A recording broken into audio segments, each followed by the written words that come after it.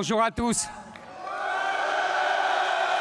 Merci d'être venus aussi nombreux. Vous êtes 1700 personnes dans cette salle. Merci à vous tous d'avoir bravé la fureur de barbares. Merci de m'accueillir chez vous, ici, à Nantes, dans cette belle région tellement française. Ah, vous savez, dans ma carrière de journaliste politique, j'en ai parcouru des milliers de kilomètres dans les valises du RPR ou de l'UMP pour suivre les aventures électorales de la droite française. Je vous avoue que je connaissais fort mal la France. J'étais un enfant des villes, ou plutôt un enfant des banlieues, et je ne voyageais que pour les vacances avec mes parents qui, en bons pieds noirs, ne rêvaient que de retrouver les rivages de la Méditerranée, que ce soit du côté français ou italien ou espagnol. Alors, quand j'ai grandi, quand les journaux où je travaillais m'ont demandé de suivre Jacques Chirac ou Charles Pasqua ou Philippe Séguin dans leur pérégrination, j'ai découvert, ébloui, les régions françaises, la variété de leurs paysages, de leurs terroirs, de leurs spécialités culinaires, autant que de leur classe politique. Et j'ai toujours pris beaucoup, énormément de plaisir à venir ici, en Bretagne, et plus particulièrement à Nantes. Ah, Nantes et l'élégance de ses façades XVIIIe siècle, Nantes et l'harmonie de ses places, Nantes et la fureur toujours indomptée de la Loire, Nantes et sa terrible histoire révolutionnaire aussi, avec les massacres cruels de Carrier et ses horribles noyades de prêtres. Nantes et ses sans-culottes de bar tabac, ces antifascistes de théâtre, alors que le fascisme n'existe plus depuis 70 ans. Nantes et ses islamo-gauchistes qui seront les premiers à croupir dans les prisons si les islamistes prennent un jour, qu'à Dieu ne plaise, le pouvoir. Ah, nos chers antifascistes, tellement forts, tellement menaçants, tellement valeureux, quand Hitler et Mussolini sont morts depuis 75 ans. Nos antifascistes qui ne sont que les petits-enfants ignorants de Joseph Staline. Parce que, vous savez, avant Staline et ses dizaines et dizaines de millions de morts, il faudrait le rappeler à ces gens, l'antifascisme, tellement à la mode aujourd'hui, n'existait que sous des formes embryonnaires. Staline a été l'inventeur, le promoteur de cette idée, et il l'a rendue mondialement célèbre, au point qu'aujourd'hui, elle domine la planète politique tout entière. Généralement, les historiens estiment que le fascisme, c'est l'Allemagne d'Hitler, l'Italie de Mussolini, mais plus seulement.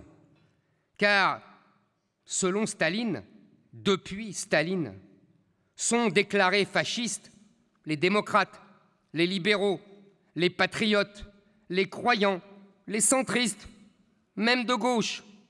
Même Emmanuel Macron est fasciste. Bref, pour Staline, doit être taxé de fascisme quiconque n'est pas communiste. Un étonnant tour de magie, n'est-ce pas?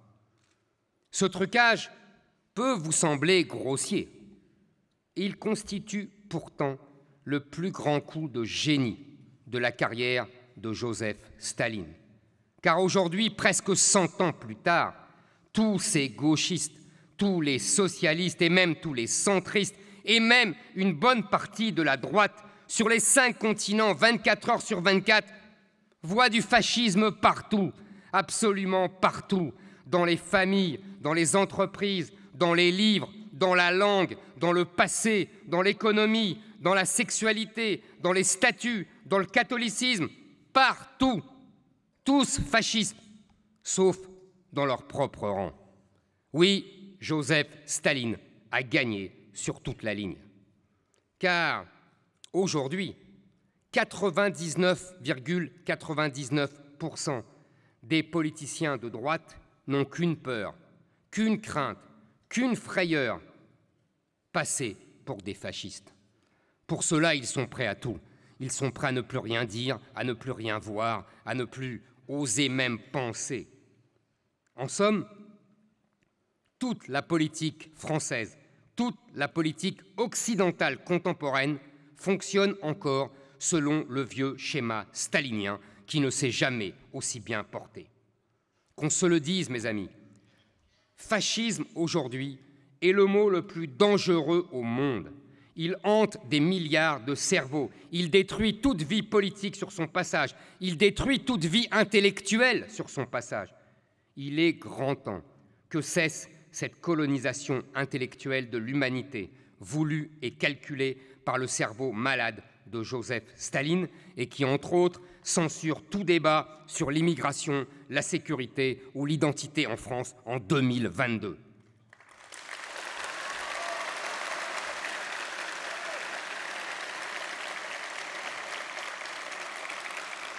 Vous avez bien compris que dans ces conditions, être la cible privilégiée de tous ces pseudo-antifascistes est une médaille pour moi. C'est ma fierté et c'est ma gloire que je veux partager avec vous.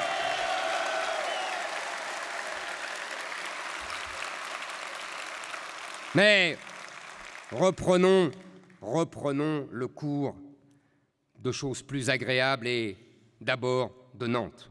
Car malgré ce passé horrible et ce présent pathétique, je vous avoue que j'ai toujours ressenti ici une atmosphère savoureuse, à la fois insouciante et rassurante. Nantes est en fait à l'image de notre pays, à la fois douce France et terre d'où surgissent soudain des éruptions d'une rare violence. Alors, pendant des années, vous avez cru et nous avons cru et j'ai cru que Nantes et la Bretagne étaient définitivement à l'abri des éruptions violentes. La côte atlantique était alors miraculeusement épargnée des conséquences du vivre ensemble. Quelle chance! Il y a encore une dizaine d'années, Nantes faisait partie de ces dernières grandes villes préservées du grand remplacement et de l'ensauvagement. Mais ça, c'était avant. Avant que Nantes et sa région subissent de plein fouet l'immigration massive, avant que les maires, les présidents de département, les présidents de région décident de vous imposer de force ce fameux vivre ensemble.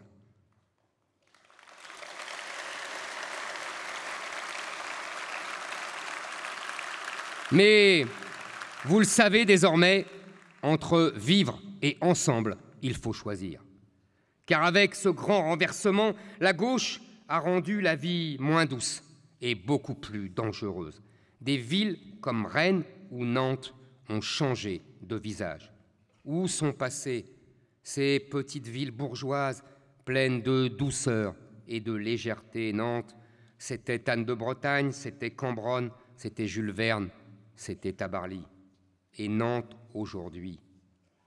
Votre ville n'a pas perdu de son charme, mais la vie quotidienne nantaise a changé.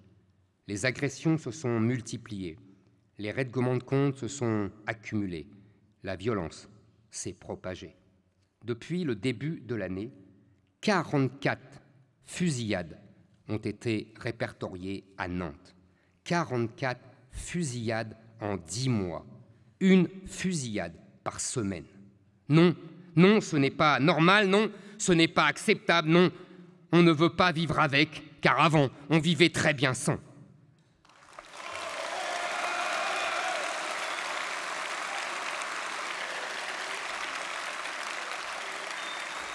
En janvier de cette année, le préfet déclarait, ouvrez les guillemets, « Je suis surpris du niveau de délinquance sur ce territoire. Monsieur le préfet est surpris. Bah oui. Ben voyons, il est surpris.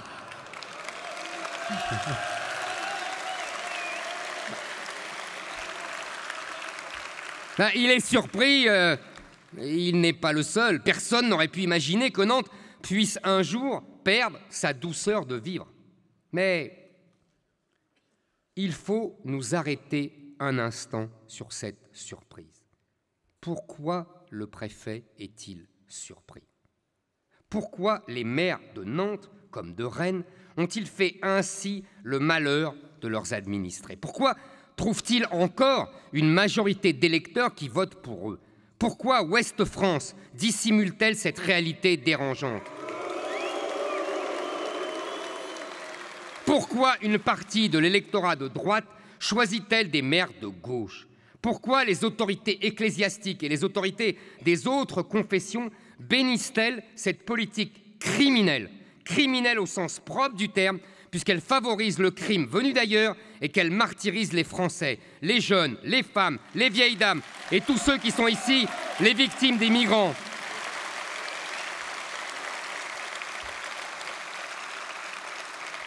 Et tous ceux qui sont ici les victimes des migrants, des vols, des viols, des agressions au couteau, pour une montre, un mauvais regard, une parole. Nous devons réfléchir au mal que nous nous faisons nous-mêmes. Nous devons réfléchir au mal que notre humanisme nous fait, au mal que nos valeurs chrétiennes devenues folles nous fait, au mal que nous nous faisons au nom du bien, au mal que des mauvais bergers nous font au nom des valeurs qu'ils prétendent défendre, quel qu'en soit le coût. Je me remémorais cette phrase du poète Lamartine qui écrivait « Chaque fois qu'un principe entre en contradiction avec la survie de la société, c'est que ce principe est faux, car la société est la vérité suprême. »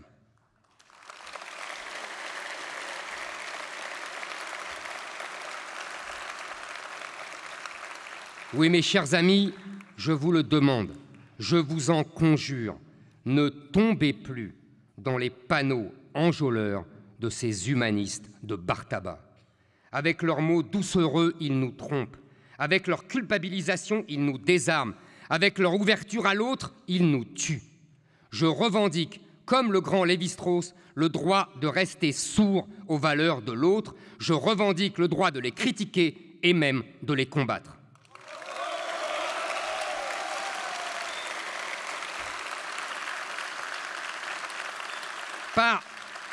Par angélisme, par naïveté, par clientélisme, par lâcheté, la gauche et ses supplétifs ont abîmé Nantes comme ils ont systématiquement dégradé toutes les villes françaises. Ce destin nantais, c'est celui de tout le pays. C'est celui de toutes les communes où le quotidien est devenu invivable. Ce destin nantais, ce sont les Français de souche et les enfants de l'immigration européenne qui n'osent plus se rendre dans certains quartiers et qui sont refoulés, chassés toujours plus loin. Ce destin nantais a rattrapé le destin de la France, le destin de la Seine-Saint-Denis d'il y a 50 ans, le destin de villes du Sud-Est d'il y a 30 ans, le destin de Strasbourg d'il y a 20 ans, le destin de Lille d'il y a 10 ans. Pourtant, la France, elle, aspire au repos et au calme, à la tranquillité pour ses aînés et à la sécurité pour ses enfants. Les Français veulent avoir des rapports sains dans une société homogène entre gens civilisés, tout simplement.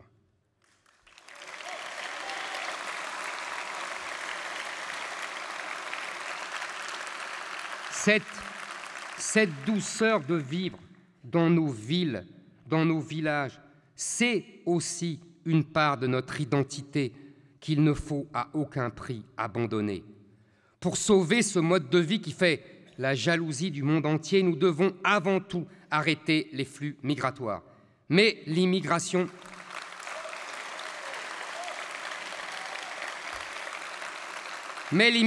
n'est pas seule en cause. Ce sont aussi nos villes qu'il faut redynamiser, nos villages qu'il faut ressusciter. Il faut revenir d'urgence sur un demi-siècle de politique locale en faveur des centres commerciaux. Ils ont aspiré le dynamisme de nos centres-villes. Les élus de gauche, une fois encore, ne s'y sont pas trompés. En tuant les petits commerces, ils chassaient de potentiels électeurs de droite de leur fief. Ils faisaient pire. Ils détruisaient un état d'esprit indépendant, rebelle. Ils favorisaient ainsi l'uniformisation et la soumission.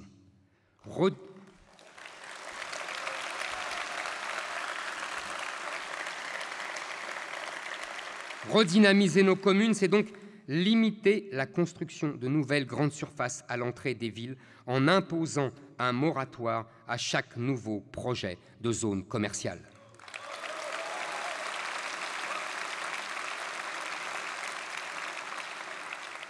C'est avoir le courage de réorienter les milliards d'euros de la politique de la ville vers la rénovation de nos centres-villes et de nos villages. Depuis les années 80, le tonneau des Danaïdes des banlieues nous a déjà coûté plusieurs dizaines de milliards d'euros. Pendant ce temps, nos villes se vidaient et mouraient à petit feu.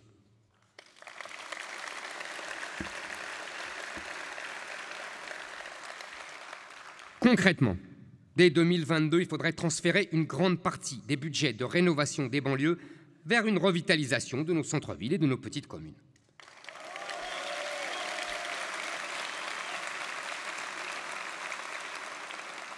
Car en favorisant systématiquement des banlieues islamisées qui votaient pour elles, la gauche et, disons-le, une partie de la droite n'ont eu de cesse de saccager nos villes françaises et de menacer notre art de vivre. Et ce n'est pas tout. Dans nos grandes villes, dans nos territoires ruraux, elle a ouvert le système de santé au monde entier, privant les Français eux-mêmes du système de soins pour lequel ils cotisent depuis des décennies.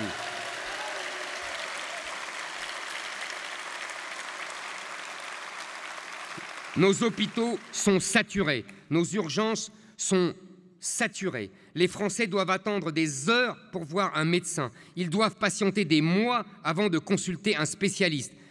Il faut réserver en priorité les soins aux nationaux. Notre système hospitalier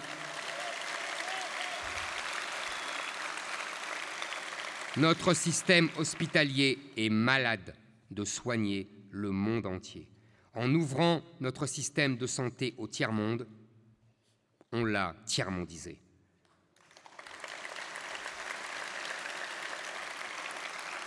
Et ce travail de destruction n'est pas fini. Non, il n'est jamais fini.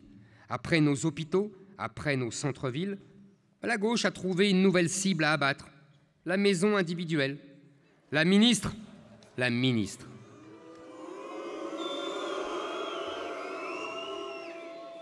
Emmanuelle Wargon vous a prévenu. La maison individuelle, ce n'est pas assez écologique. C'est trop individualiste. Allez hop, à dégager. C'est la double peine pour les Français. Après avoir fui les banlieues invivables, devenues des enclaves étrangères, après avoir été chassés des centres-villes par la spéculation, leurs élus s'étonnent qu'ils soient massivement partis vivre dans des pavillons loin de leur lieu de travail. Franchement, faut pas se gêner.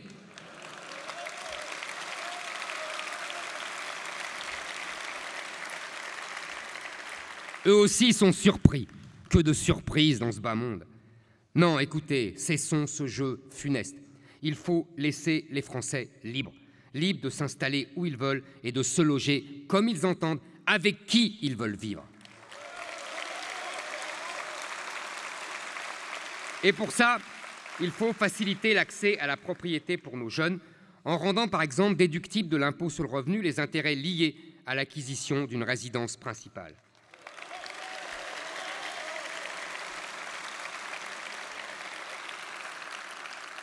De toutes les façons, nous le savons, la gauche a toujours détesté la propriété privée.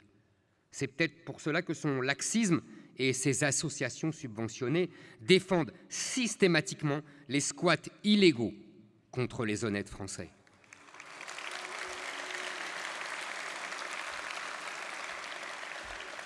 Résidence principale, résidence secondaire. Combien de Français se retrouvent privés de leurs biens par des squatteurs, qu'ils soient punks à chiens ou migrants?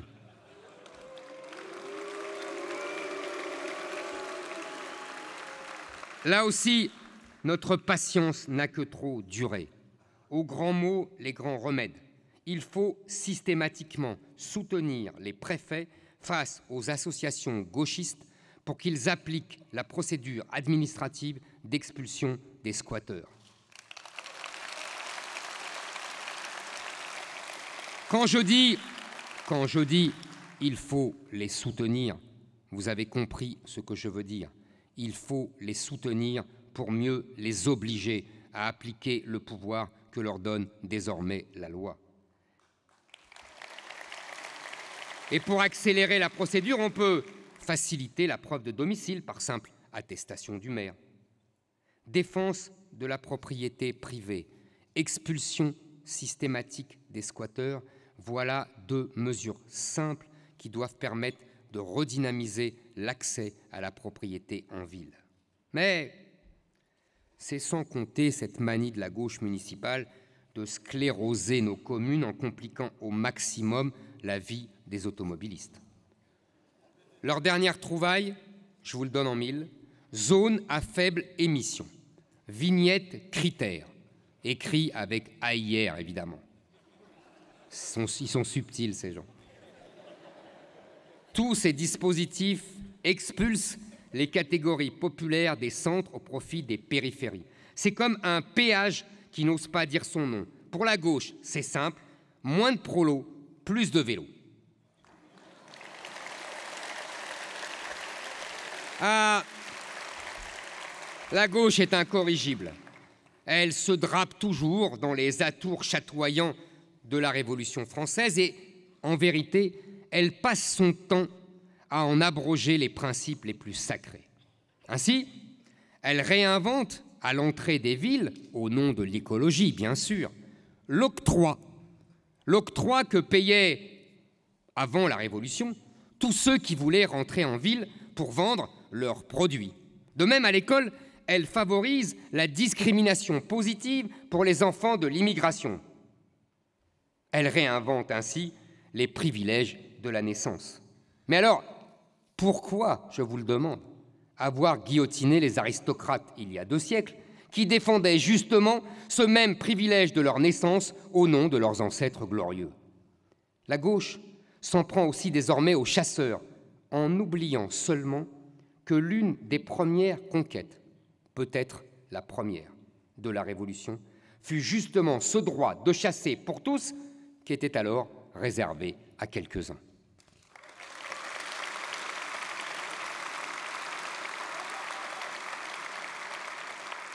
Il nous faut abroger toutes ces mesures contraignantes et restrictives d'écolos en carton. Moins de voitures, oui, mais transformer nos villes en réserve naturelle pour bobos, non.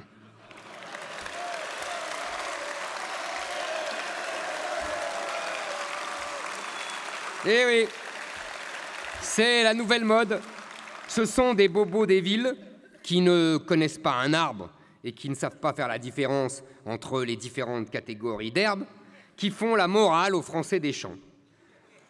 Les attaques répétées des écologistes contre la chasse, c'est d'abord l'expression de leur mépris pour la France et ses traditions, pour les Français ruraux et l'héritage qu'ils ont reçu de leurs anciens et qu'ils veulent simplement léguer aux prochaines générations.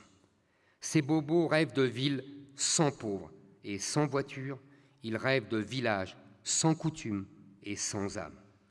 En saccageant systématiquement nos lieux de vie par pure idéologie, en les enlaidissant, la gauche n'a pas seulement compliqué l'existence quotidienne des millions de Français, elle a aussi durablement abîmé le terreau dans lequel des générations de Français se sont enracinés en privant les prochaines générations de ce merveilleux cadeau.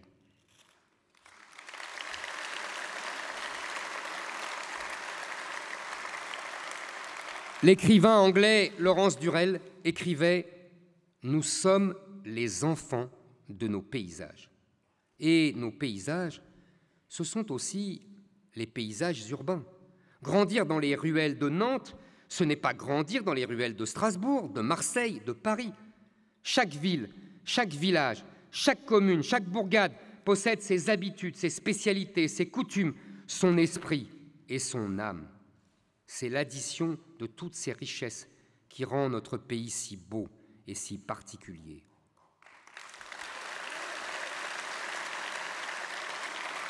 J'ai passé moi-même ma vie à me balader dans les rues de Paris. Telle rue me rappelle telle époque, tel événement. J'y revois l'exécution de Louis XVI. J'y revois Bonaparte mettant ses canons devant l'église Saint-Roch. À la vérité, vous savez, dans n'importe quelle ville française, vous revivez dans chaque rue, devant chaque maison, 1000 ans d'histoire. C'est aussi comme ça que l'on s'approprie l'histoire de France. C'est comme si, aussi cela, qu'on devient français. C'est pour cela que les maires, comme ceux de Nantes ou de Paris, saccagent nos villes, les enlaidissent et veulent détruire jusqu'au souvenir de notre histoire et de notre passé.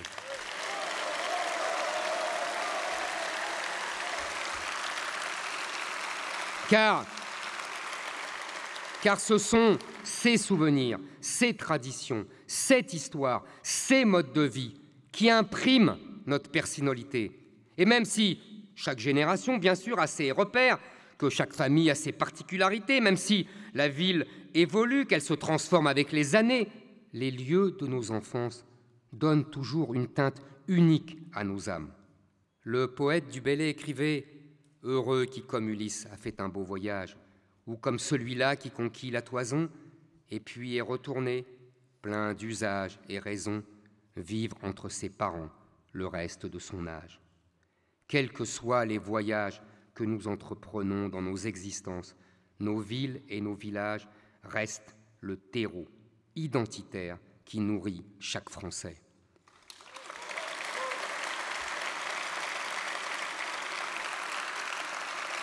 Vous savez, je suis moi-même, vous allez comprendre, les gens de ma génération vont comprendre, je suis de cette génération qui a découvert les premiers charters, les premiers avions pas chers. On partait au bout du monde, on se prenait pour des grands voyageurs, on allait au Mexique, on allait en Inde, et puis on revenait.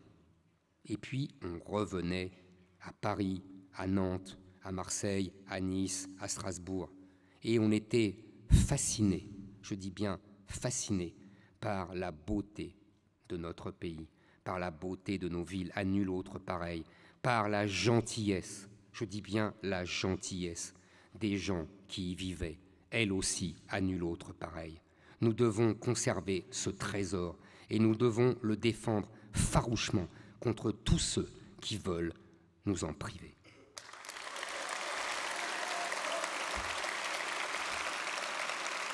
Car dans ce monde en perpétuel mouvement, c'est un repère rassurant où l'on doit pouvoir se ressourcer.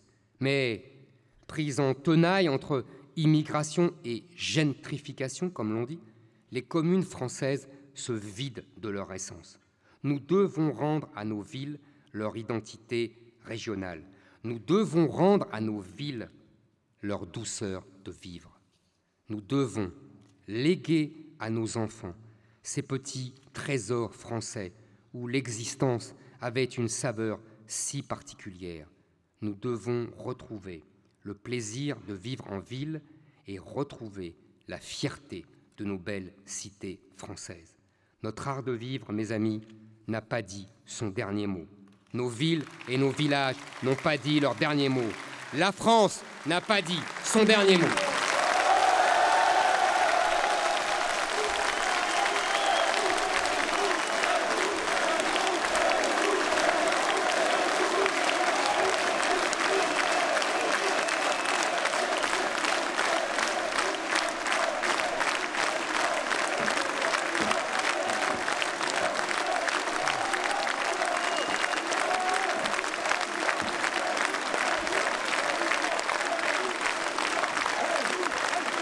Un immense merci à vous. À tout à l'heure.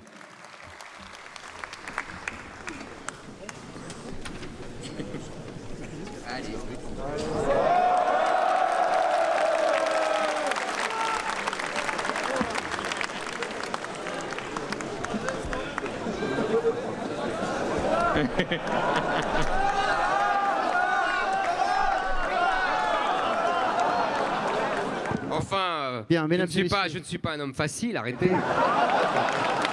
Alors, des questions, les thèmes différents, réponses, questions courtes, réponses 4-5 minutes. On va essayer d'avoir un maximum de questions. Allez-y, première question de ce côté-là, on va varier les thèmes. C'est parti. Bonjour Monsieur Zemmour, merci d'être venu. Bonjour monsieur. J'ai une question concernant la défense française. Actuellement, nos forces françaises se préparent à des combats de haute intensité, notamment avec un ennemi visé qui est la Russie. Comment verriez-vous un candidat en 2022 potentiel, patriote, qui pourrait défendre notre pays tout en préservant ses atouts, ses alliés, qui pourrait être potentiellement la Russie par exemple, et avec une potentielle réponse avec de la diplomatie? Écoutez, d'abord, répondre à votre question, la Russie n'est pas notre ennemi.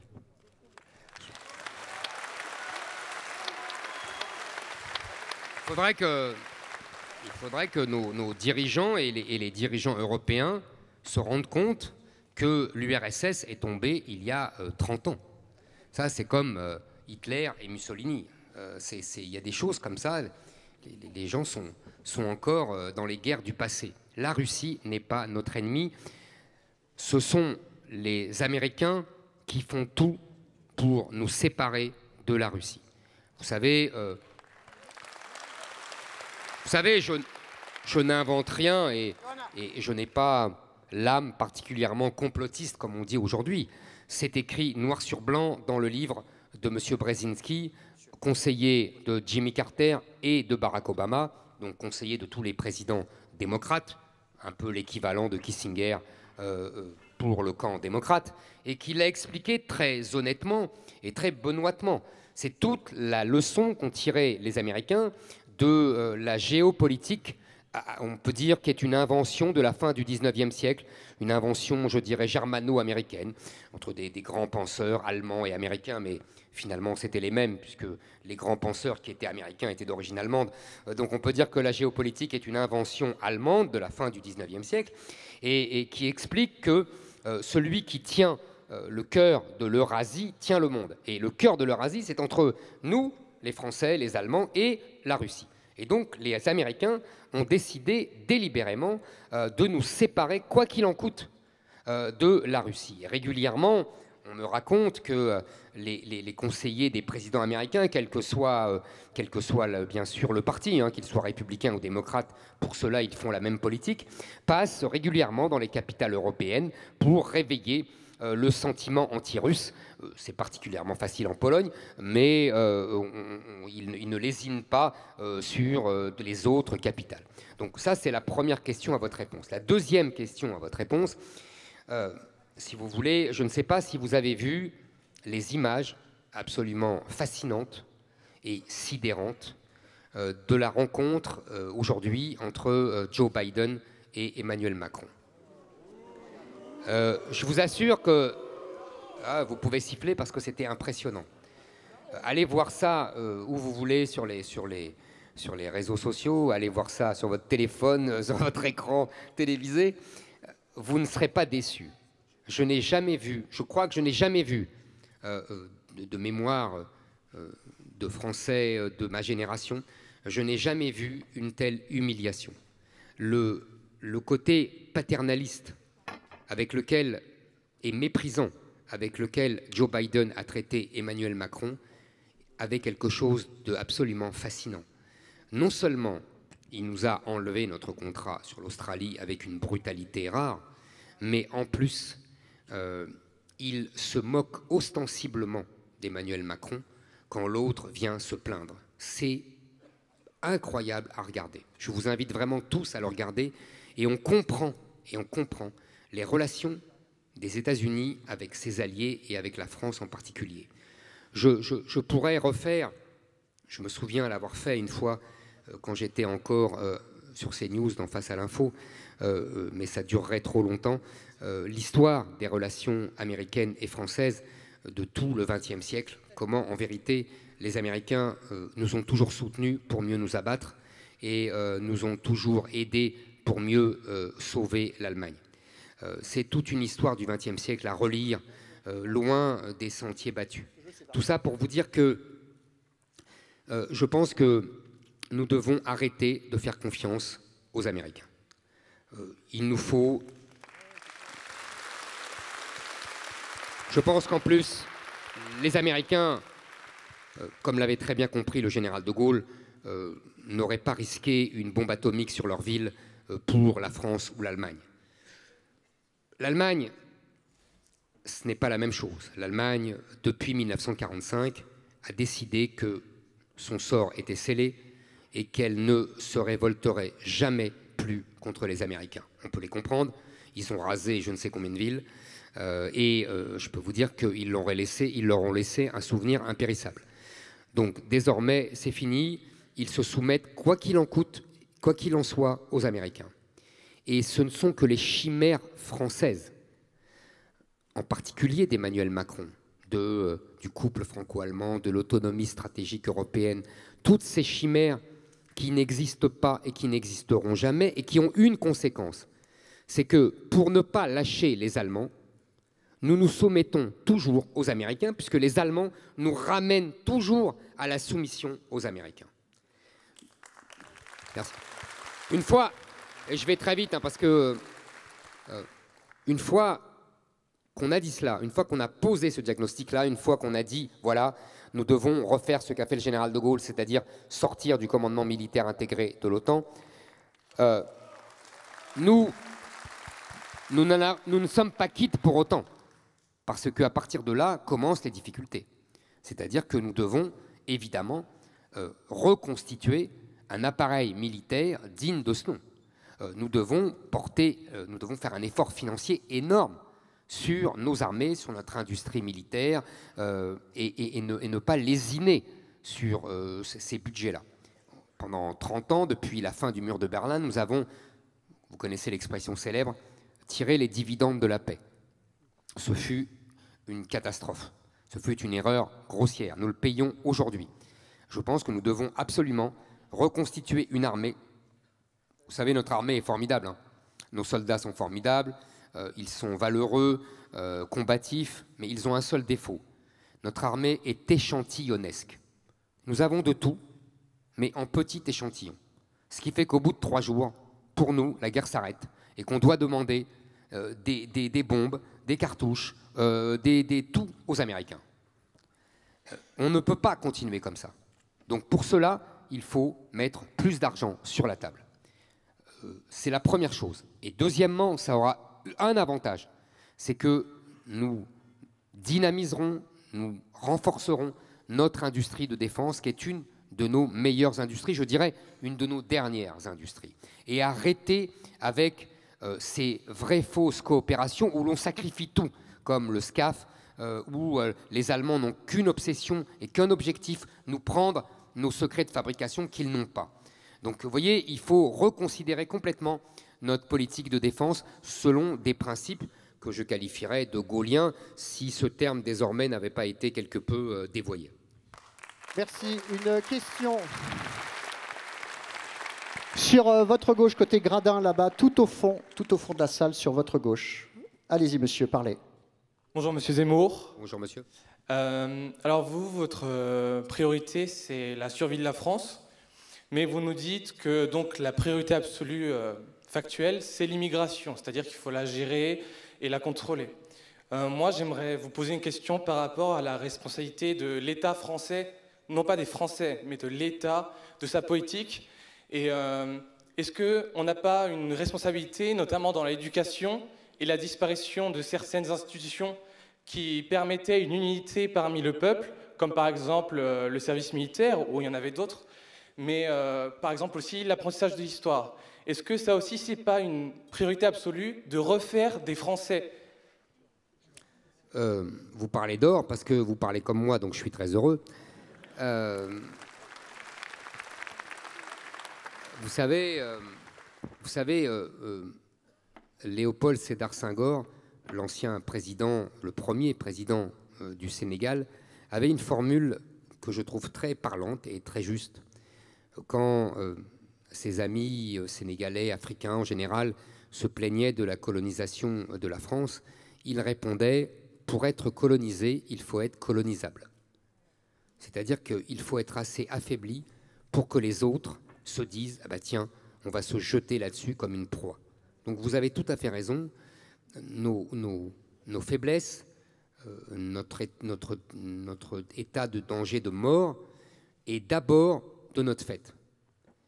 Nos faiblesses ont attiré cette invasion migratoire et cette colonisation islamique. Donc vous avez raison, vous avez cité l'état déplorable de notre école, vous devriez dire le double état déplorable, c'est-à-dire la faiblesse du niveau depuis 30 ans et la propagande qui règne, la propagande anti-française, la propagande LGBT, la propagande indigéniste, etc. Excusez-moi. Donc, vous avez tout à fait raison, il faut refaire des Français. C'est ce que je dis partout où je passe, c'est ce que j'écris dans mon livre « La France n'a pas dit son dernier mot ». Et refaire des Français, ça passe d'abord et avant tout par l'école. Et donc, nous devons absolument restaurer l'école que nous avons connue. Je ne vais pas ici me lancer dans le programme scolaire, mais vous avez tout à fait raison. Je mettrai un bémol uniquement avec votre idée de service militaire pour deux raisons simples. La première, c'est que nous ne faisons plus la guerre à l'Allemagne. Nos guerres ne sont plus des guerres avec des millions de combattants. Donc nous n'avons plus besoin de la conscription massive comme nous en avons eu besoin entre, en gros, les guerres de la Révolution et de l'Empire et la guerre 40. Ce ne sont plus ces guerres-là auxquelles nous faisons face. Et deuxièmement, vous savez, j'ai lu pas mal de choses là-dessus. J'ai en particulier lu un rapport de l'état-major qui se plaignait déjà des problèmes d'intégration, comme on dit pudiquement, des jeunes issus de l'immigration extra-européenne dans les armées, au sein du service militaire, dans les années 80, dès après le regroupement familial. Et c'est une des raisons qui a conduit Jacques Chirac à renoncer et à supprimer le service militaire. Donc vous voyez, il ne faut pas faire, c'est l'éternel débat entre la poule et l'œuf. Oui, le service militaire permettait un certain rapprochement des classes sociales, etc. Mais le service militaire lui-même était déjà perverti par notre incapacité à assimiler cette nouvelle immigration. Merci Eric. Une question sur votre droite, sur les gradins tout au fond sur votre droite. Monsieur, allez-y. Monsieur Zemmour, bonjour. Bonjour, monsieur. De l'autre côté. Je suis à votre droite. Voilà. Merci. Là, merci de fort. votre venue. Alors la question précédente a anticipé ma question initiale. Vous avez rappelé que l'école tombe, vraiment s'écroule pour un tas de raisons que vous avez évoquées. Et ma question principale, c'est comment comptez-vous remettre de l'autorité, et la vraie, au sein des écoles, afin d'éviter qu'une maîtresse se fasse bousculer par une porte ou se fasse pointer avec un pistolet, par exemple. Vous avez tout à fait raison. C'est Merci. essentiel, avant même de considérer le niveau scolaire, la qualité des programmes, comment dire, la formation des professeurs. Vous avez raison, la première règle, c'est restaurer la discipline dans les écoles.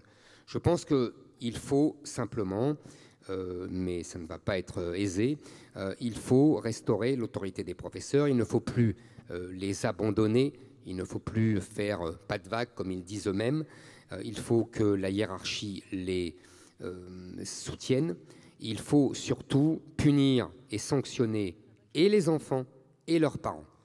C'est-à-dire qu'il faut par exemple évidemment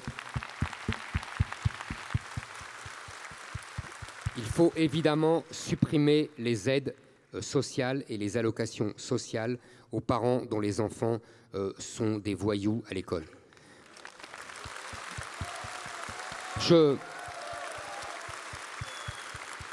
Vous savez, je pense que nous avons commis une grave erreur, une de plus, en appelant l'éducation nationale.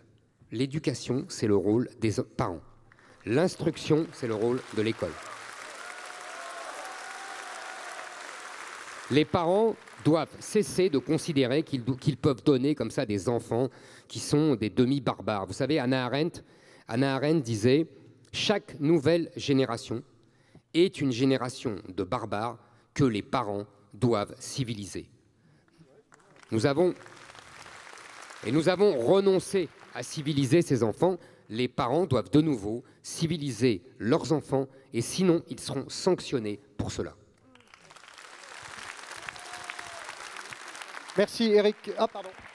Une question ici de ce côté-là, monsieur. Bonjour monsieur Zemmour. Bonjour monsieur. Je suis agriculteur, je voudrais vous poser une question très précise. Depuis 40 ans, tous les gouvernements de gauche comme de droite ont rendu le monde agricole dans l'état dont vous le connaissez. 70% des paysans gagnent moins du SMIC.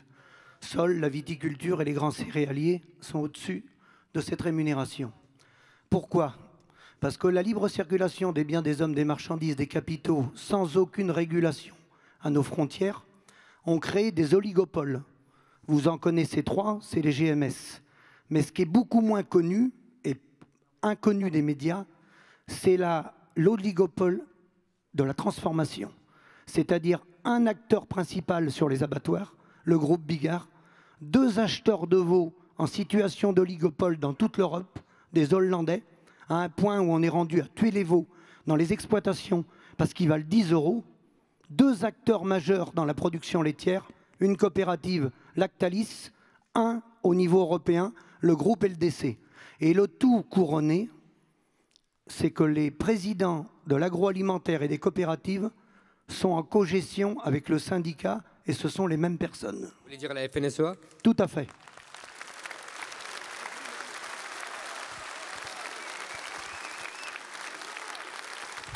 Vous avez tout à fait raison, monsieur. Vous pourriez ajouter à cette cohorte quasi mafieuse les grandes surfaces, qui sont évidemment... Alors, pour être tout à fait honnête, en fait, il y a 2 problèmes. Il y a en amont et en aval.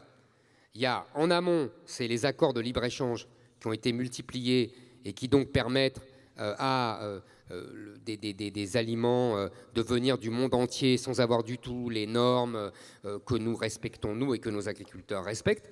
Et ça, il faut bloquer ces accords de libre-échange. Le problème, c'est que ça veut dire qu'il faut affronter l'Allemagne et la Commission de Bruxelles. Je raconte dans toutes les salles où je passe l'anecdote suivante.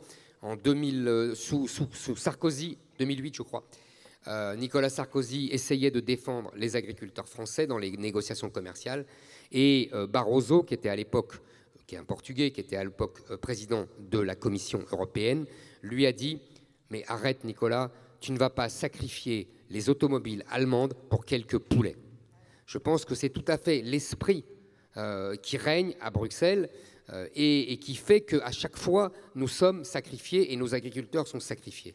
Nous devons, tant pis, nous devons bloquer, nous devons dire, là, c'est fini, l'accord sur le Mercosur, c'est terminé, l'accord avec le nord de l'Amérique, c'est terminé. Nous ne sacrifierons plus nos agriculteurs aux automobiles allemandes ou même aux banques françaises, d'ailleurs, il faut être tout à fait honnête, parce que de ce côté-là aussi, nous avons des gens qui essayent de pousser toujours à plus de libre-échange, quel que soit le coût pour la population française. Et deuxièmement, nous avons le problème en aval. Vous avez raison, l'aval, c'est l'industrie agroalimentaire et les grandes surfaces.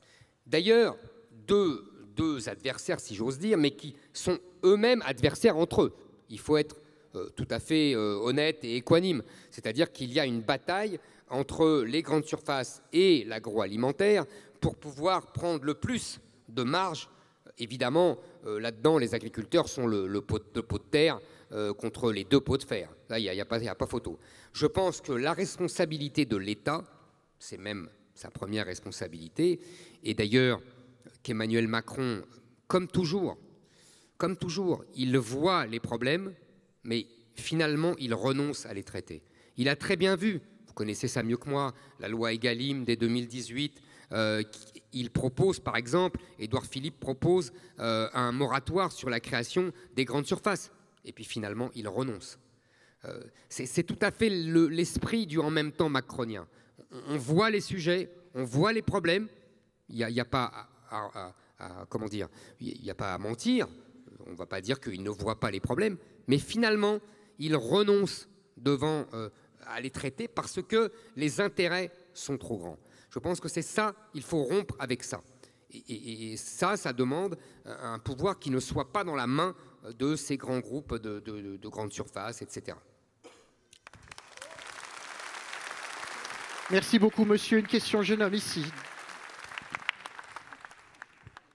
Bonjour, monsieur Zemmour. Bonjour, monsieur. C'est une question sur le monde de l'entreprise.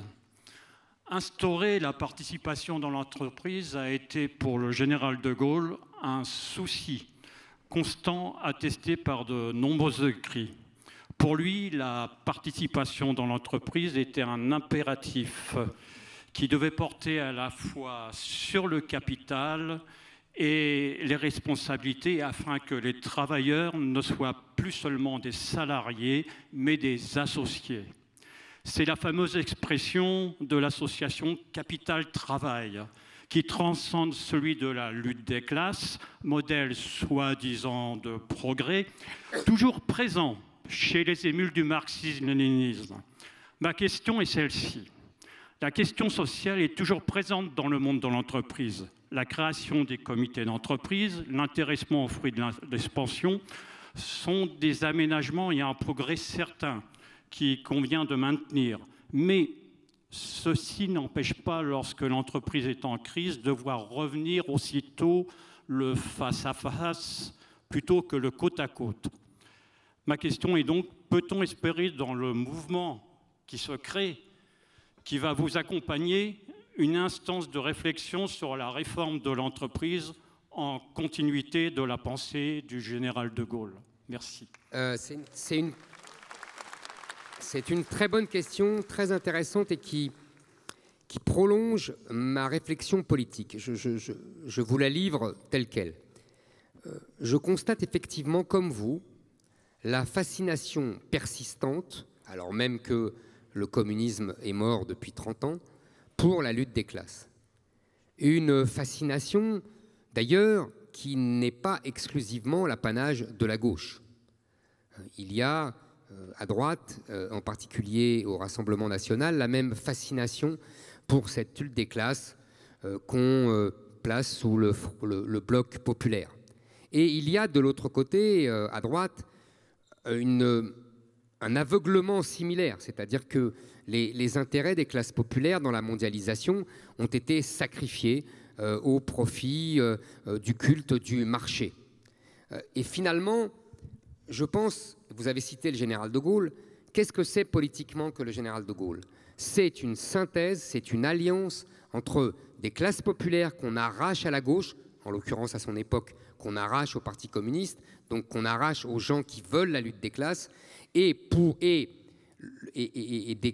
une classe, des classes aisées, une espèce de bourgeoisie patriote qui a conscience des intérêts et des soucis et des problèmes que rencontrent les classes populaires.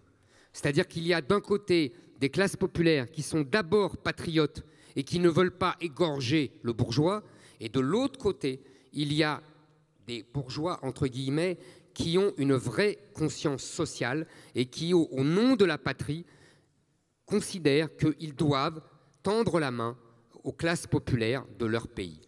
C'est ça la synthèse gaulienne, et c'est ça qui a disparu au milieu des années 80 et dans les années 90, qui a disparu et à gauche et à droite. À gauche, au nom de l'Europe, à droite, au nom du marché. Et je pense que c'est ça qu'il faut ressusciter. Et la synthèse politique entraînera la synthèse économique et sociale, comme toujours en France. La politique est toujours déterminante. Donc oui, vous avez raison, monsieur, il faut reconsidérer nos mécanismes économiques et nos mécanismes de répartition des richesses. Vous savez, je rencontre dans mes pérégrinations beaucoup de gens de classes sociales différentes. Et je constate avec plaisir que, contrairement à ce que j'ai entendu et ce que je lis ici ou là, il y a des membres des classes aisées qui ont, conscience du danger que représente la vague migratoire et islamique pour leur pays, et qui ne sont pas complètement déconnectés, et 2, qui ont conscience de leur responsabilité sociale. C'est d'ailleurs une grande tradition, en vérité, du patronat français, du patronat catholique, du nord du pays en particulier, qui a toujours été très soucieux des intérêts de ses ouvriers et de ses salariés. Donc je pense, oui, vous avez raison, nous devons absolument renouveler et prolonger cette tradition gaullienne. Merci beaucoup. Une question en bas ici, sur votre gauche, monsieur. Allez-y. Bonsoir, monsieur Zemmour. Bonsoir, monsieur. Alors, ma question, elle fait écho à la crise énergétique actuelle, notamment aux montées du prix du pétrole, de l'électricité et du gaz. Selon vous, monsieur Zemmour, quel secteur économique doit rester sans concurrence et donc sous monopole public? Si vous voulez, nous avons subi et nous avons accepté de subir la folie dérégulatrice de la Commission de Bruxelles. Nous avions, vous savez, pour faire un peu d'histoire, mais vraiment en 2 mots, il faut bien comprendre l'importance de l'énergie. L'importance d'avoir une énergie facile d'accès et pas chère est à l'origine de la révolution industrielle. C'est parce que les Anglais ont du charbon qu'ils deviennent très vite la première puissance industrielle de l'histoire. Et c'est parce que les Allemands ont du charbon et du fer qu'ils deviennent à la fin du 19e siècle la première puissance industrielle. Pareil pour les États-Unis, pareil pour la Russie. Et c'est tout le problème d'ailleurs de la France, qu'elle n'a jamais eu vraiment d'énergie abondante et pas chère. C'est pour ça qu'elle va chercher par ses armées cette énergie. Et depuis les années 60-70, depuis le coup de génie et d'audace du général de Gaulle, de Georges Pompidou, et il ne faut pas oublier, parce que même moi j'avoue que je l'oublie trop souvent, c'est lui qui a fini le travail, Valéry Giscard d'Estaing, c'est lui qui a fini le travail de la construction de centrales nucléaires qui, pour la première fois dans l'histoire de France, puisque nous avions découvert le pétrole de l'Algérie et que nous l'avons abandonné avec l'indépendance. Donc pour la première fois dans l'histoire de France, nous avons eu une énergie abondante et qui a permis en vérité de favoriser la compétitivité de l'industrie française. On n'a pas l'un sans l'autre. Et aujourd'hui, nous voyons effectivement depuis 10-15 ans, au nom de l'écologie, au nom de la concurrence aussi, attaquer notre monopole nucléaire et notre atout majeur dans la compétition industrielle et économique.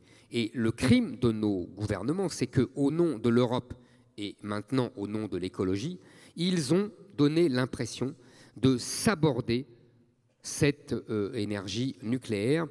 Résultat, nous avons perdu des compétences. Résultat, nous avons éloigné de nous les meilleurs ingénieurs qui, dans les années 60-70, se précipitaient dans l'énergie nucléaire et qui aujourd'hui, ils font de l'argent à Londres.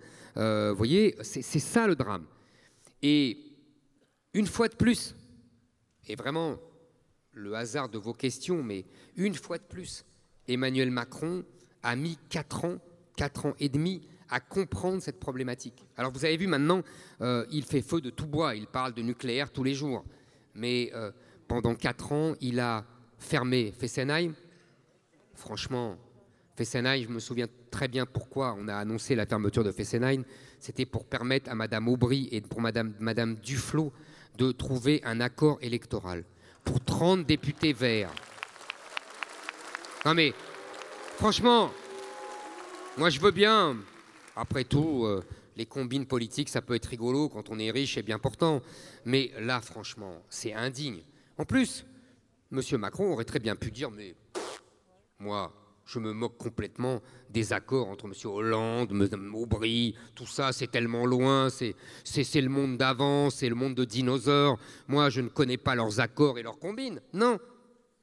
Il a quand même fermé Fessenheim, qui marchait très bien et qui pouvait encore marcher pendant au moins 20 ans.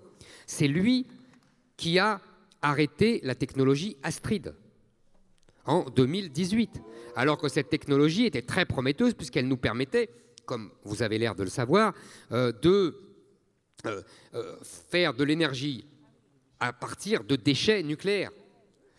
Vous voyez, et maintenant il vient, la bouche en cœur, nous dire « Ah, vous inquiétez pas, on va faire des petites centrales nucléaires partout. » D'abord, moi je vois bien, je suis favorable au nucléaire, mais il ne faut quand même pas exagérer, on ne va pas mettre des petites centrales nucléaires partout, comme les éoliennes.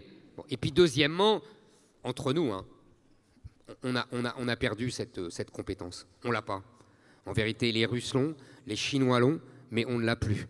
Et tous les spécialistes me disent il va falloir des années pour... On aurait pu l'avoir, évidemment, si on avait continué à travailler dessus. C'était très bien parti, on était en avance sur tout le monde. Mais là, on me dit qu'on ne l'a plus. Donc, et on continue.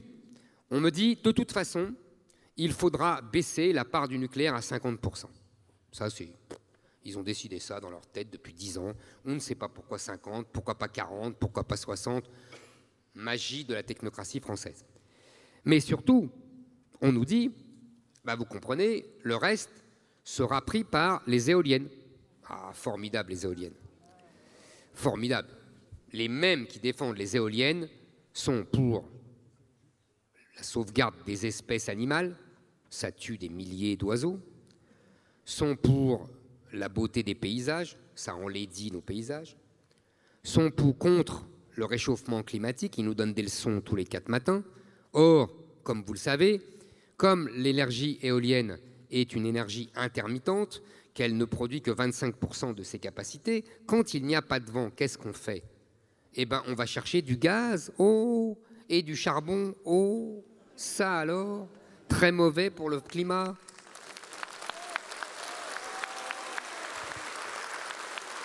Ces gens se moquent de nous, en fait, en permanence. Ils nous prennent pour des imbéciles. C'est ça le problème de fond, quoi. Donc, si vous voulez, moi, j'aimerais bien qu'on m'explique l'intérêt. Plus on construira d'éoliennes, avec tous les inconvénients que tout le monde connaît désormais, et plus eh ben, on aggravera la production de CO2 à cause du gaz. Et plus on enrichira Poutine, grâce à lui, bien grâce à lui, il est ravi, lui, de voir les écolos s'agiter, puisque son gaz pourra être vendu de plus en plus cher. Et plus, après, on fera des chèques de 100 €. Monsieur Castex viendra à la télévision et signera des chèques et dira « Oh là là, comme c'est pas bien, les gens souffrent. »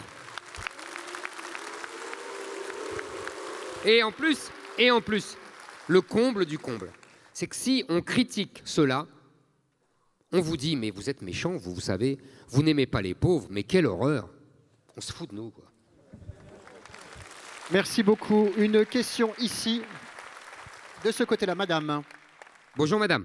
Bonjour, monsieur Zemmour. Je vous vois bien, là, vous êtes prêt, c'est bien. Oui, vous me voyez. C'est les autres, ils sont trop loin, c'est pas possible.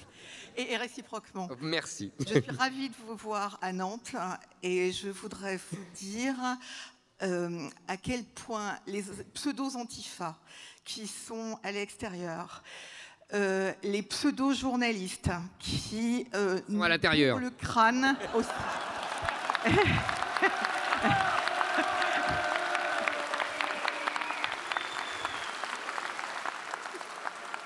Je voudrais vous dire que de pseudo, hein. Méfiez-vous. Les insultes des uns, les manipulations des autres sont une motivation supplémentaire pour moi pour voter pour vous en 2022.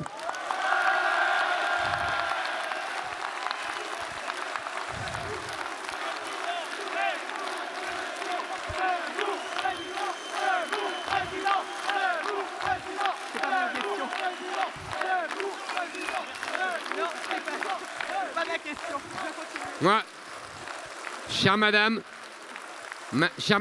je prends une décision. À partir de ce moment-là, je vous emmène dans toutes les salles où je viens et vous posez toujours la même question. Il n'est pas exclu que j'offre mes services. Juste un mot. encore avant ma question.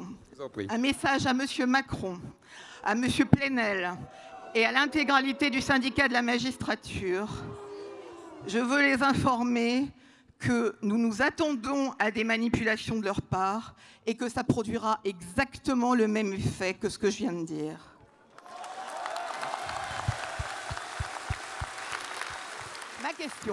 Ma question. Ah. J'y arrive. Mais vous n'aimez pas les questions, vous n'en posiez jamais. Donc. J'ai adoré votre première partie.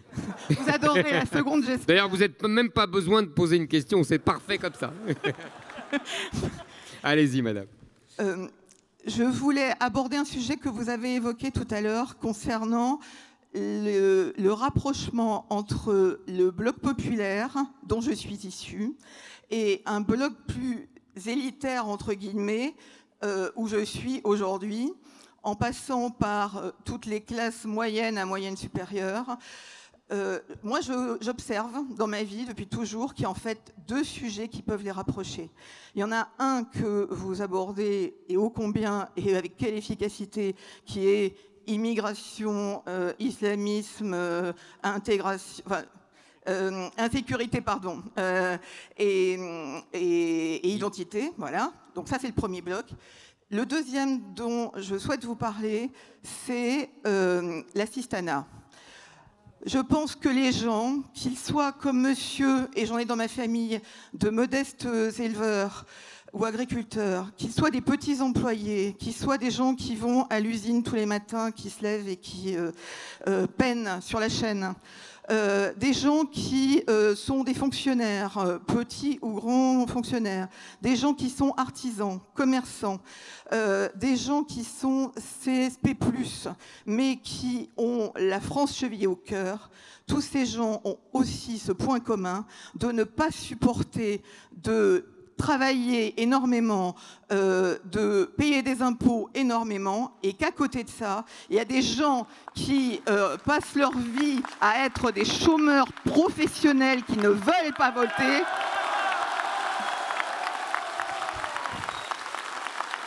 Je pense que la droite n'a jamais entendu ça. La droite LR, j'entends, ce qu'elle a toujours tenu comme discours et sa mentalité qui ne varie pas, c'est je protège les entrepreneurs et plutôt les grands entrepreneurs que les petits. Accessoirement, protège les commerçants, les artisans, mais ne protège pas les gens qui travaillent dans leur ensemble. Il y a des fonctionnaires qui travaillent, il y a des ouvriers non qualifiés qui travaillent, il y a des petits agriculteurs qui travaillent. Bref, les gens qui travaillent, eux, veulent avoir le bénéfice de leur travail et en ont marre de payer pour les gens qui ne veulent pas travailler, qui sont des chômeurs professionnels et des RSA de métier. Voilà. Merci, madame. Qu'en pensez-vous? Merci, madame. À vous. Chère madame, je réitère ma proposition, je vous emmène toutes les semaines dans les villes où je passe. Il y a un monsieur qui... Et... Ah, en plus. Donc vous allez être l'idole de mes pérégrinations, alors là c'est sûr. Non, chère madame, ce que vous dites me rappelle un livre que j'ai lu il y a une dizaine d'années maintenant. Vous savez, j'étais journaliste au Figaro et je faisais une chronique toutes les semaines sur un livre de la semaine. Et cette semaine-là, j'avais, un peu par hasard, pris un livre d'un sondeur, mais qui faisait des sondages un peu particuliers, c'est-à-dire qu'il suivait toujours la même population et sur plusieurs années. Et ainsi... Vous voyez, il les voyait évoluer, voir exactement le fond de l'affaire. Et il y avait quelque chose qui m'avait frappé, et vous allez voir à quel point c'est resté dans ma mémoire, et à quel point ce que vous dites me rappelle cette lecture-là. Il avait dit, dans les classes populaires, il y a deux sujets qui ne passent pas. C'est 1, l'immigration, 2, l'assistanat, et pour eux, disait-il, le plus souvent, l'un et l'autre sont exactement la même chose. Et ce livre m'avait frappé parce que, si vous voulez, j'avais compris quelque chose et je m'étais dit, c'est quand même très intéressant, c'est pas du tout l'image qu'en donnent les médias, etc. Donc je pense que vous avez tout à fait raison. L'assistanat doit être absolument éradiqué dans ce pays. C'est une plaie, c'est un cancer. Il faut absolument s'en guérir. Et pour cela, je vois deux grands axes.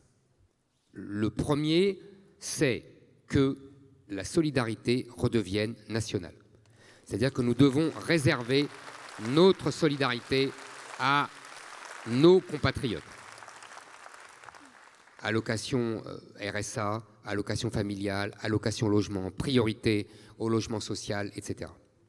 Et deuxièmement, car nous devons aussi balayer chez nous, nous devons tout faire pour que la rémunération du travail soit supérieure et largement supérieure à la rémunération de l'assistance. En vérité, vous savez, madame, ce double axe est le produit d'un double mouvement de dévoiement de la sécurité sociale. En 1945, les principes de la sécurité sociale, c'est exactement ce que je viens de vous dire. C'est-à-dire, la solidarité est nationale, est réservée aux nationaux. Et deuxièmement, il y a de prestations sociales qu'en échange d'une contribution du travail, les fameuses cotisations sociales. Et puis, à partir de la fin des années 80, avec la gauche au pouvoir et le développement de la mondialisation et le développement d'une immigration qui a tout submergé, nous avons dévoyé ces deux principes. C'est-à-dire que nous avons ouvert la solidarité au monde entier et nous avons accentué, renforcé chaque année davantage les prestations sociales qui ne tiennent pas compte de la contribution et du travail. C'est ça l'assistanat que vous dénoncez. Vous voyez ? Et donc, effectivement, vous avez tout à fait raison. Donc, il faut travailler sur les deux niveaux. Le premier, faire que l'assistanat soit vraiment limité au maximum et obliger les chômeurs à reprendre un travail. Il y a près d'1 million d'emplois d'offres d'emploi non satisfaites. Tous les jours, je vais voir des chefs d'entreprise qui me disent « on n'arrive pas à recruter ». Ce n'est plus admissible. Et d'autre part, il faut absolument relever le salaire net.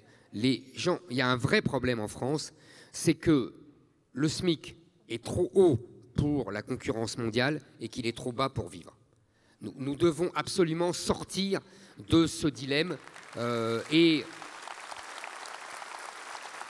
nous devons en sortir en allégeant notre protection sociale. Comme je l'ai dit, il y aurait d'autres développements sur la retraite, sur la gestion contre la fraude fiscale, etc. On pourrait travailler beaucoup là-dessus.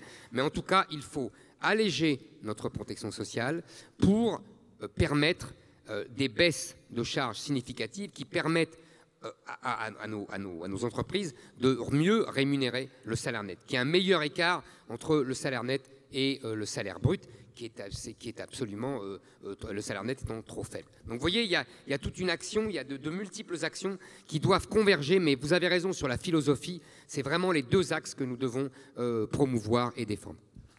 Merci beaucoup. Une question de ce côté-là, sur votre droite, madame. Bonjour, monsieur Zemmour. Bonsoir, madame. Je suis très émue de vous parler. Moi aussi. Bravo. Bravo pour votre courage d'abord. Je vois que vous êtes amateur de compliments. Enfin, vous aimez ça, donc je vais vous en faire un ou deux. Me prenez pas par mes points faibles. Mais non, mais c'est bon signe, je trouve. Bravo pour votre courage, pour votre intelligence, pour votre amour de la France qui fait tellement chaud au cœur. Vraiment, vraiment, merci. Merci, madame.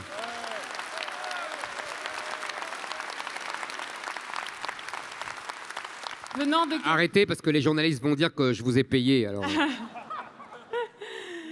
Non, j'ai laissé mon mari et mes enfants pour venir. Alors Alors voilà ma question, qui Allez-y, est madame. un peu moins légère peut-être. Vous citez souvent, c'est Malraux, je crois, qui dit la nature d'une civilisation, c'est tout ce qui s'agrège autour d'une religion. Absolument. Ma question est, quel est l'avenir de la civilisation française lorsque la majorité des Français disent ne plus avoir de religion? Vous posez au-delà du badinage sympathique du début, vous posez une question d'une profondeur abyssale. On pourrait passer des heures à réfléchir avec vous sur la déchristianisation, sur les causes, les conséquences, la déchristianisation française, les responsabilités de Voltaire, la responsabilité de la Révolution. Je pense que l'on pouvait, et l'Italie le prouve par exemple, se séculariser sans se déchristianiser.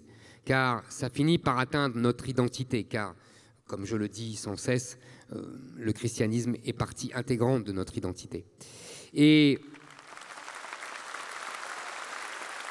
je dirais même que cette déchristianisation, même quand la christianisation subsiste, elle se retourne même contre nous. Vous savez, je vous citais tout à l'heure dans mon discours Chesterton, qui évoquait le monde est plein de vertus chrétiennes devenues folles. Il avait une autre formule qui me plaît beaucoup. Il disait, quand on ne croit plus en Dieu, c'est pas qu'on ne croit en rien, c'est qu'on croit en n'importe quoi. Et c'est aussi notre problème. C'est-à-dire que nous sommes perdus, en vérité. Mais nous devons faire avec. En même temps, vous savez, il faut pas se leurrer. L'identité subsiste, l'identité chrétienne subsiste, même au-delà de la déchristianisation. Je veux dire par là que nous sommes restés chrétiens. D'ailleurs, l'humanisme dont je parle et qui se retourne contre nous est un héritage du christianisme. Nos valeurs, dont nos belles âmes se repaissent tout en tapant sur l'identité chrétienne de la France, sont le produit de ce christianisme. Elles n'existent pas dans les autres continents qui ne sont pas chrétiens.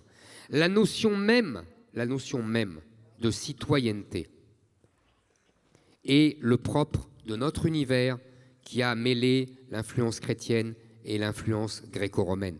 Elle n'existe pas dans le monde chinois, elle n'existe pas dans le monde indien, elle n'existe pas dans le monde islamique. Et il faut bien que vous compreniez, comme disait l'écrivain André Suarez, que même quand le français ne va pas à l'église, il a les évangiles dans le sang. Et il ajoutait, car lui, il écrivait ça dans les années 30 et il voulait nous avertir contre le danger nazi, mais vous allez comprendre que cet avertissement est de toute éternité et qu'il nous avertit contre tous les dangers totalitaires, qu'ils soient idéologiques ou religieux. Il ajoutait les pires erreurs que fait la France, c'est quand elle met du sentiment dans la politique. Et donc, nous en sommes là. Maintenant, si vous voulez, je pense que il nous faut quand même, c'est pourquoi je vous dis ça, vous avez compris, je ne vais pas d'un coup de baguette magique renvoyer les gens dans les églises. Je ne vais pas d'un coup de baguette magique leur donner la foi qu'ils ont perdue. Ça, c'est en dehors de mes capacités. En revanche, ce que je peux leur rappeler, c'est encore une fois l'importance, et l'importance même, c'est au-delà de l'importance, c'est quelque chose d'existentiel, de la présence du christianisme en France, comme disait le grand historien Michelet, qui était pourtant un grand historien de la Révolution française et qui n'était pas vraiment clérical. Il disait « Qu'est-ce que la France ? C'est une conquête de l'Église ». Donc je vais tout le temps rappeler ça et rappeler que effectivement nous ne pouvons pas supporter deux civilisations sur le même sol. Voilà.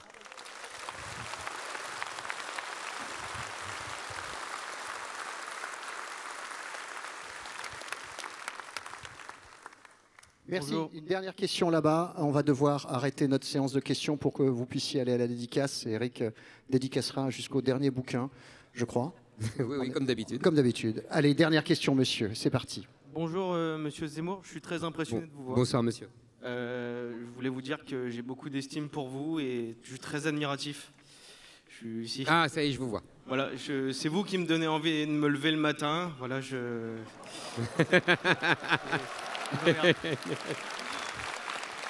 suis assez dépité, en fait, j'ai mal à ma France quand je vois la France d'Emmanuel Macron. Où est la France de mon grand-père, celle de Marcel Mouloudji, celle de Charles Aznavour. Voilà, la France qu'on aimait tant. Douce France, comme disait Charles Trenet. Et moi, ma question, c'est une question simple de pouvoir d'achat. Moi, je suis ingénieur en informatique et je trouve que maintenant, on ne paye plus les ingénieurs. Tous ici, on est tous français. On a juste envie d'avoir un projet immobilier, de pouvoir manger correctement de la viande, du poisson, de pouvoir voyager, de pouvoir garder notre sécurité sociale. Mais comme Macron, lui, je pense qu'il a envie d'américaniser la France et d'arriver sur un modèle où la sécurité sociale va disparaître. On devra travailler 70 heures, on aura une retraite à 90 ans. Voilà, je ne sais pas qu'est-ce qu'on va devenir et je pense que vous êtes le seul à pouvoir le battre. Merci, monsieur. Voilà. Merci.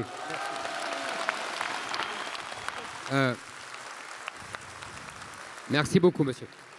Vous avez raison, vous posez une question fondamentale qu'on prend malheureusement toujours par le petit bout de la lorgnette. C'est-à-dire qu'on dit, on donne telle augmentation, tel candidat fait des promesses plus ou moins démagogiques. Et en fait, on ne le prend pas comme il faut. Ces problèmes de pouvoir d'achat sont le révélateur d'une tiers-mondisation de la France. Et d'une tiers-mondisation par sa population, on l'a compris, mais aussi par la puissance perdue de son économie, de son industrie. C'est parce qu'on ne produit plus assez, parce qu'on dépend trop de l'étranger, parce qu'on achète trop à l'étranger, que nous avons des problèmes de pouvoir d'achat. On nous a longtemps prétendu le contraire. On nous a longtemps dit mais vous verrez, arrêtez de nous embêter, on va mettre toutes les usines en Chine et puis les produits seront pas chers. On s'aperçoit, et ça a marché pendant quelques années, on s'aperçoit que c'était un marché de dupes.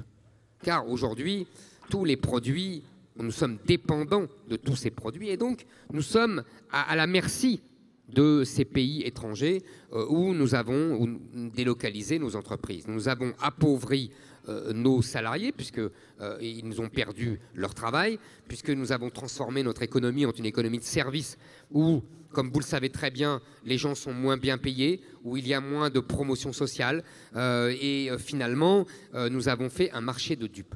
Donc je pense que la première leçon que nous devons en tirer, c'est évidemment d'essayer de nous réindustrialiser pour produire mieux et pour enfin donner des salaires décents à nos salariés et une espérance de promotion sociale. Et maintenant, je l'ai dit tout à l'heure, je ne vais pas réexpliquer sur comment on baisse les charges sociales, comment on réduit la protection sociale. Je pense que ça, c'est notre boulet majeur. Nous devons également, je pense, avoir, vous savez, plus de capacité de travail. Je dis cela, non pas que chacun ne travaille pas. En revanche, collectivement, nous ne travaillons pas assez. C'est-à-dire que nous sommes le pays d'Europe où les jeunes rentrent le plus tard dans la vie professionnelle et où les gens de plus de 50 ans sont virés parce qu'ils sont trop chers, parce qu'ils ne s'adaptent pas, soi-disant, etc. Je pense que nous devons absolument réduire cela. Alors, j'ai parlé tout à l'heure de prolonger l'âge de la retraite jusqu'à 64 ans, par exemple, qui nous permettrait de faire des économies de 20 milliards. Alors bien sûr, hein, je sais déjà qu'il faudra adapter cela pour les gens qui auront commencé plus jeunes, etc. Tout ça a besoin de négociations et d'adaptation. Mais en tout cas, je crois que c'est la direction. Il faut produire plus, travailler plus pour gagner plus. On pourrait d'ailleurs ressusciter cette mesure, mais la ressusciter complètement. Parce que Macron l'a ressuscité à moitié. Et il a permis des heures supplémentaires qui sont exonérées d'impôts pour les salariés, mais pas pour les patrons. Alors du coup, les patrons ne la proposent plus et les salariés ne la reçoivent plus. Donc il faut reprendre toute la mesure de Nicolas Sarkozy, qui était une très bonne mesure. Donc vous voyez, il y a beaucoup de choses à faire, mais je pense qu'il faut sortir de la discussion démagogique sur moi je vais augmenter de temps, moi je vais doubler le salaire des professeurs, etc. Je pense que ça c'est vraiment de l'électoralisme bas de gamme et qu'il faut, je suis sûr moi, que les Français peuvent être pris pour des adultes et qu'on peut discuter avec les Français comme des adultes et leur dire voilà ce qu'on doit faire raisonnablement. Il n'y a pas que les Suisses qu'on nous donne toujours en exemple. Moi, je suis convaincu que les Français, si on les prend pour des adultes et qu'on discute rationnellement avec eux, sont tout à fait sensibles au discours de la raison et du travail et du mérite.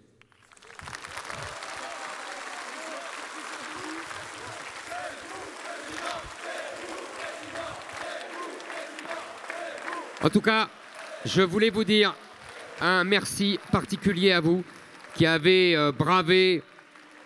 Voilà. Du coup, je me tais.